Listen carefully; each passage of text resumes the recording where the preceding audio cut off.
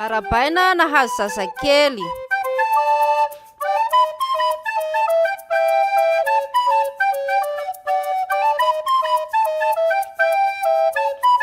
Tsy ampy ny zazakely ny fitiavana fotsiny fa mila nonondreny ihany koa izy.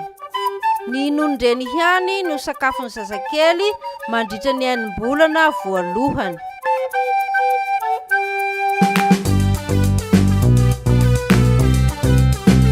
Ny zazakely dia tsy mila rano.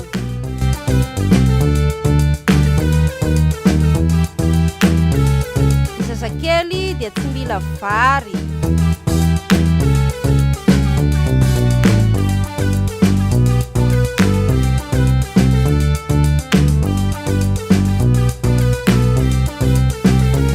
Mbola marefo ny vavon'ny zazakely ka tsy mahalevina sakafo hafa. Miaro amin'ny aretina samy hafa koa ny nonondreny, ohatra ny fivalanana.